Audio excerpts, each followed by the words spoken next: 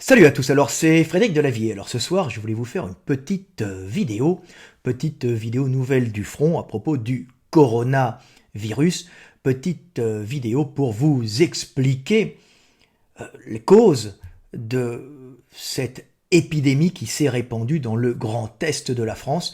Et je vais vous expliquer un peu la cause de cette épidémie. Et je vais revenir un peu sur la première vidéo que j'avais fait il y a presque 3 semaines, où j'avais expliqué qu'il y avait une corrélation certaine entre particules fines et explosion de l'épidémie de coronavirus dans justement les zones où il y avait une accumulation de particules fines, de particules de combustion, particules de calamine. Alors j'avais superposé à l'époque, il y a presque 3 semaines, des cartes pour vous expliquer qu'il y avait visiblement une causalité de cette épidémie qui était due aux particules fines dues à la pollution, alors pollution automobile, pollution industrielle, mais surtout à la situation géographique des zones où avait explosé cette pandémie, cette épidémie mondiale.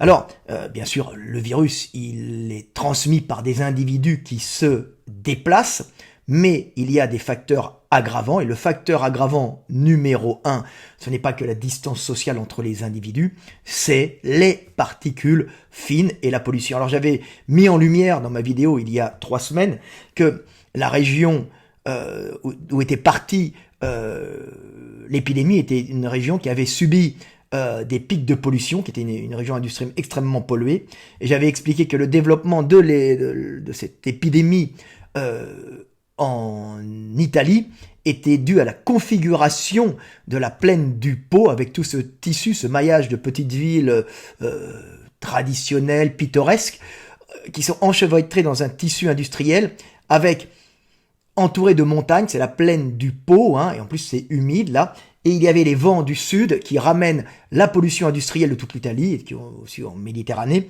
et qui la bloquent dans cette plaine du Pô, faisant que les particules fines sont permanentes et s'accumulent. Si vous regardez les images de pollution, c'est une des zones où il y a une pollution permanente, et particulièrement une pollution de particules fines qui irritait les poumons. Alors moi j'avais vu qu'il y avait les particules fines, faut pas être un grand scientifique, faut être avant tout être un grand observateur. Alors des fois les scientifiques sont des observateurs, pour s'apercevoir de ça il suffit simplement de superposer les cartes, et on voit que pollution particulière et explosion des épidémies de coronavirus sont totalement liées.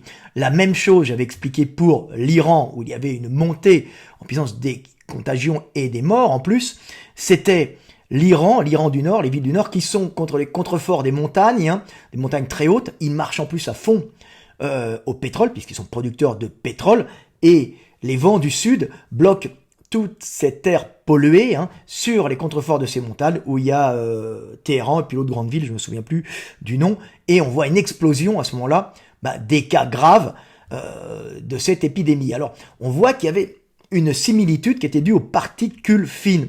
Et puis je me posais la question pour le Grand Est, et là je discutais avec des gars sur mes réseaux sociaux qui sont du Grand Est et qui m'ont dit: écoute, visiblement, alors on est dans la même configuration, c'est à cause du confinement, de la situation de vallée et des zones industrielles, et visiblement tout est bloqué contre les contreforts du Jura et des Vosges. Et je suis allé vérifier, effectivement, on peut appeler ça le chaudron du Grand Est, et particulièrement le chaudron de Mulhouse, où a commencé cette épidémie, en tout cas, où a explosé l'épidémie, avec d'abord un rassemblement religieux dans la région de Mulhouse, rassemblement religieux dans une zone qui était une zone qui avait en plus subi récemment des pics de pollution, et qui est une zone à pollution particulière permanente, et je vais vous l'expliquer dans la vidéo.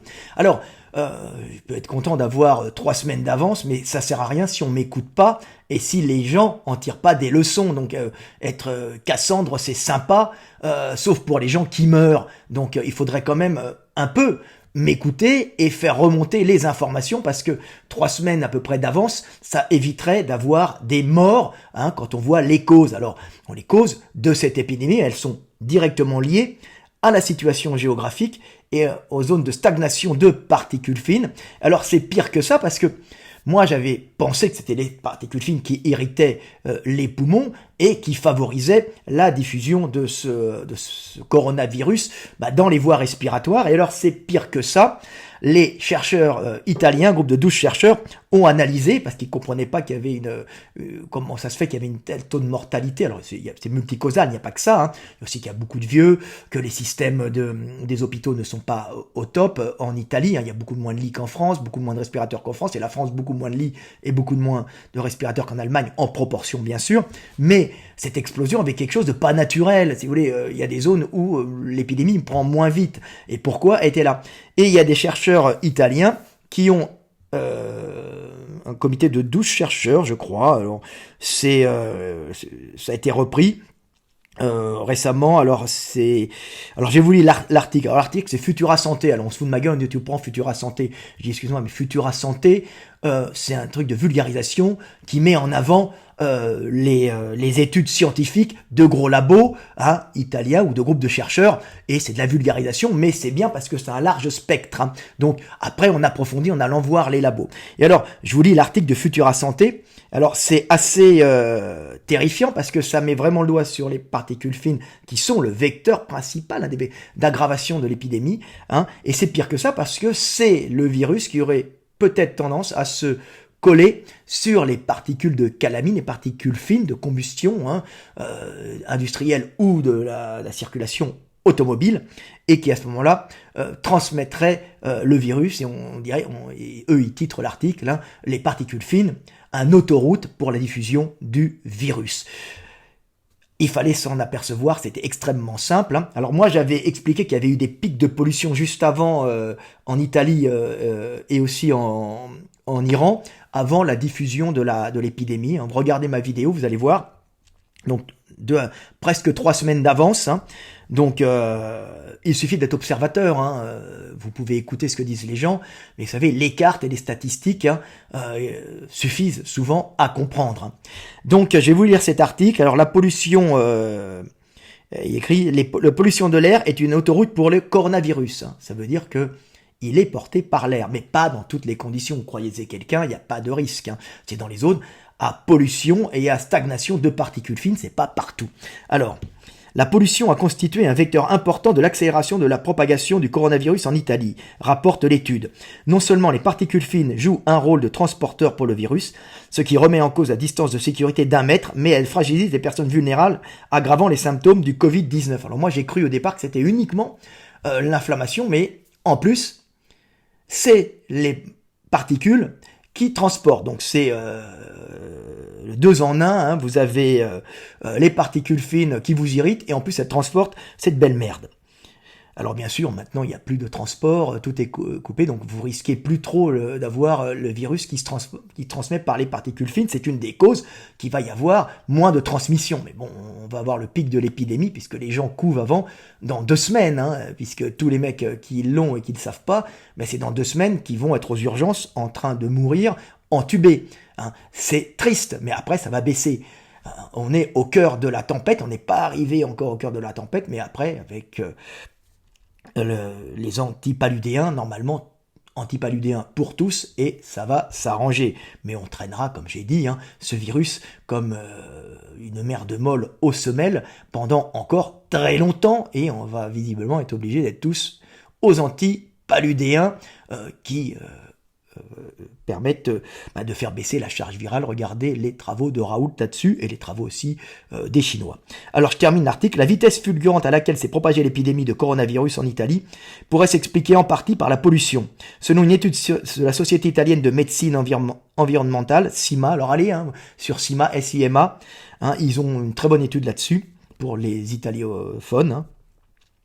Les médecins qui ont collaboré avec les universités de Bari et de Bologne ont mis en parallèle les nouveaux cas de contagion du Covid-19 et les dépassements des limites légales pour des concentrations de particules fines PM10, hein, c'est la taille. C'est dans les différentes provinces italiennes enregistrées entre le 10 et le 29 février, en prenant en compte le temps d'incubation du virus. Donc c'est complètement une corrélation, c'est ce que je vous avais dit moi dans ma vidéo précédente, hein, donc avec 2 semaines d'avance.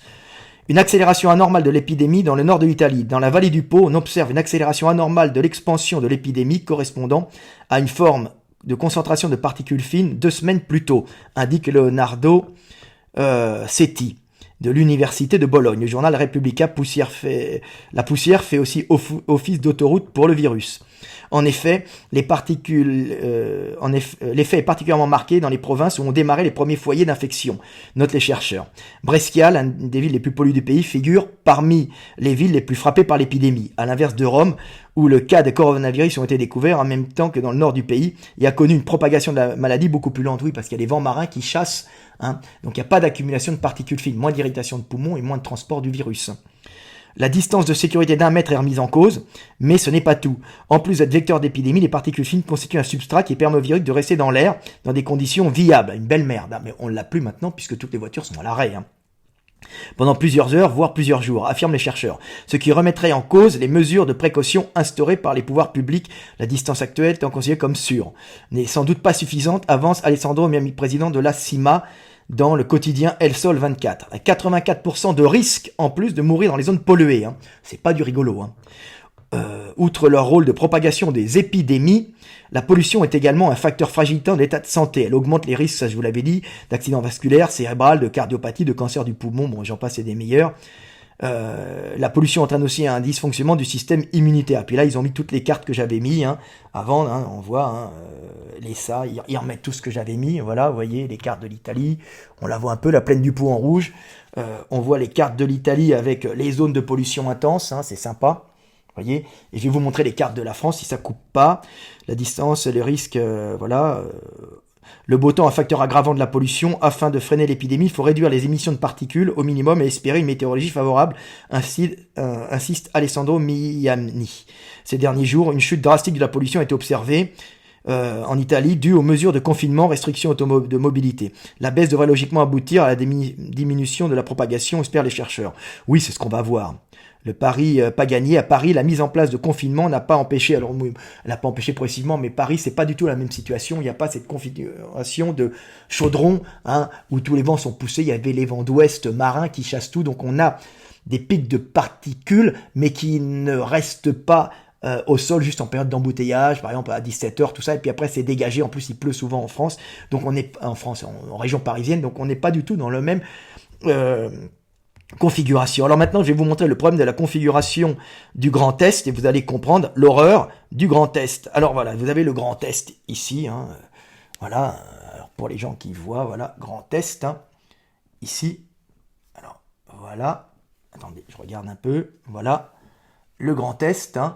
Alors le Grand Est, c'est là, et vous avez la région de Mulhouse par là, et vous voyez que la région de Mulhouse, bah, elle est il y a le Rhin qui passe, et c'est un espèce de bassin où les vents du Nord coincent les particules venant des zones industrielles allemandes. C'est les grosses zones industrielles allemandes qui sont là, et en plus, tu as les grosses zones françaises industrielles qui sont ici. Donc on a zone industrielle française, zone industrielle allemande, tu vois, et en plus les vents du Sud qui ramènent les poussières et qui les font passer par ici, hein, en longeant les contreforts du Jura et des Vosges, et qui les rebalancent vers Mulhouse. Donc Mulhouse, le siège de l'épidémie. Donc on voit bien que c'est assez terrifiant et que ce bassin du Rhin est coincé entre des zones industrielles. Et je vais vous montrer la superposition des cartes. Et vous voyez ici, c'est la carte de l'épidémie en France. Et vous voyez que toute cette zone de pollution vient du bassin. Alors vous voyez, hein, on va superposer. Hein.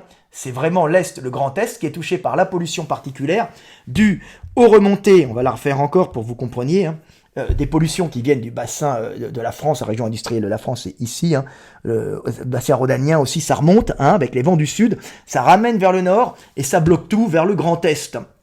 Et c'est assez terrifiant puisque les vents de Méditerranée, de mer, bloquent tout. Et alors, vous avez ici, pour que vous compreniez un peu la situation française industrielle, c'est marrant, vous voyez que toutes les cartes se superposent, hein. Faut pas être, comme dit, faut pas être un polytechnicien pour le comprendre. Hein. N'importe quelle personne, n'importe quel gamin à l'école peut comprendre ça. Il suffit d'un peu d'intelligence et d'observation surtout. Nous avons perdu notre observation de chasseurs-cueilleurs. Voilà. Et vous voyez là, hein, Mulhouse, région industrielle encore active, région industrielle qui est pas bien, et centre industriel. Donc on voit beaucoup de pollution. Il faut penser que le rouge se continue de l'autre côté chez les Allemands et que les vents du nord nous les ramènent aussi. Donc Mulhouse, c'est le chaudron de l'enfer. La région Grand Est, c'est le chaudron de l'enfer. quand il y a un rassemblement évangélique avec des mecs qui se serrent dans tous les sens et qui sont contaminés, plus ces particules fines, ils s'embrassent, ils se touchent, plus ces particules fines dans une atmosphère confinée, eh ben on est dans la catastrophe totale, hein, un peu comme en Italie. Alors je vais vous montrer pourquoi l'Allemagne, hein, vous allez voir que l'Allemagne c'est pas sympa, dans ce bassin du Rhin qui se trouve entre les Vosges là et l'autre côté l'Allemagne, où il y a des contreforts aussi, il y a des montagnes aussi, hein, vous avez voilà l'Allemagne et vous voyez que zone industrielle là et tout le bassin ici là qui est de l'autre côté de Mulhouse, ça envoie les particules fines chez nous et eux doivent les avoir aussi, mais nous malchance on a moins de lits, moins d'hôpitaux et un service hospitalier qui est à la ramasse à cause d'une centralisation ratée et d'une baisse des effectifs pour faire des économies. Donc on a la configuration la plus horrible dans la zone pour être le bassin de l'enfer, le chaudron de l'enfer dans cette zone Grand Est. Donc voilà, petite vidéo pour vous montrer que en fin de compte, la chose la plus dure, en fin de compte, c'est de subir sans comprendre. À partir du moment où on comprend, on peut subir et essayer à ce moment-là d'arranger les choses. Alors comment arranger les choses ? On va être obligé, après cette épidémie mondiale, de changer radicalement nos modes de vie et on va éviter les particules fines, hein, de mettre des filtres sur les usines, sur le système industriel, avoir des sécurités drastiques hein, pour empêcher justement l'émission de particules fines. Hein. On ne parle pas des gaz qui réchauffent l'atmosphère, c'est beaucoup moins dangereux même si ça réchauffe l'atmosphère.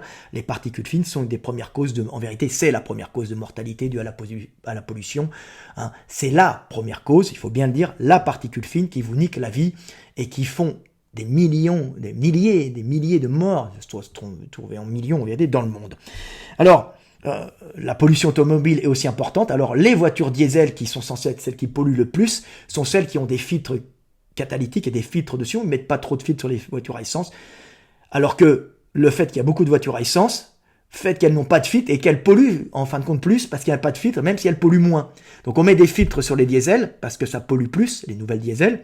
Mais comme les essences n'en ont pas encore, donc il faut des filtres, mais c'est des filtres qui passent à travers les mailles, puis c'est des filtres qui sont faits pour casser les particules fines, pour pas qu'elles soient détectables, et c'est aussi mauvais. Alors bon, pas pour le virus, c'est pas bon, mais les virus peuvent, quand elles sont trop petites, les particules vont pas forcément se mettre dessus. Mais de toute façon, on va être obligé de mettre des filtres à particules sûrement amovibles avec des directives européennes pour empêcher justement la propagation de ce virus. Et on va voir un monde qui va changer, un monde plus propre, et on commence à pouvoir cibler notre ennemi et pouvoir cibler la façon dont notre ennemi invisible nous attaque, et il nous attaque par nos faiblesses, c'est-à-dire notre pollution. Alors c'est pas pour ça qu'on va empêcher les grosses voitures, c'est pas la consommation en elle-même de la voiture, c'est le fait de ne pas avoir des filtres efficaces, et pour avoir des filtres efficaces, il faut avoir des filtres amovibles sur chaque pot d'échappement. C'est très facile à faire, mais ça coûte très cher, donc il faut que tous les fabricants automobiles se mettent ensemble pour, par exemple, mettre des filtres amovibles qu'on change tous les mois ou tous les 2 mois, qui enlèvent toutes les particules et qu'on peut réutiliser, mettre dans la terre ou couler dans le béton pour faire, je sais pas moi, des bases d'autoroute. Ça peut être réutilisé, toutes ces particules de calamine. De toute façon, après, quand c'est emporté par l'eau dans les océans, ou la pluie, il n'y a pas de risque. Quand il pleut, les particules partent avec la pluie. Hein. Mais le problème, c'est quand elles restent en suspension dans l'air, dans une atmosphère humide. Et alors, c'est le pire, c'est les atmosphères humide, comme dans ces bassins quand il pleut. Donc on voit, la première cause, c'est les calamines, c'est les particules fines, et il va falloir lutter contre ça. Hein, ça va nous forcer à changer complètement nos modes de vie, et à prendre en considération, pas la planète, mais notre santé, et on n'a pas à sacrifier notre santé sur l'autel de la productivité. Hein, donc ça va nous faire prendre du recul sur ce qui est important. Perdre nos anciens, perdre nos vieux, c'est ridicule, pour ne pas avoir mis des normes drastiques de pollution, même si ça coûte trop cher. C'est pas rouler en grosse bagnole ou en diesel, c'est ne pas avoir les filtres sur les grosses bagnoles ou les diesels, et ne pas avoir des filtres sur les voitures à essence, et ne pas avoir des filtres sur les usines aussi performantes, bien qu'il y en ait pas performantes. Donc voilà, petite vidéo. Et puis bien sûr, bientôt tout le monde sera à la chloroquine. Chloroquine pour tous, c'était Freedom pour tous, maintenant c'est chloroquine pour tous, parce qu'il faut faire baisser la charge virale, chez les gens malades pour pas que le virus crée des inflammations, ensuite des attaques bactériennes ou des chocs immunitaires, et chez les personnes qui subissent le virus comme ça sans avoir de problème, pour dégager leur charge virale, pour pas qu'ils soient des bombes qui transmettent le virus à nos anciens ou aux personnes faibles. Voilà, petite vidéo du soir espoir. La guerre est en cours, nous allons la gagner, puisqu'on voit que après l'orage, le beau temps.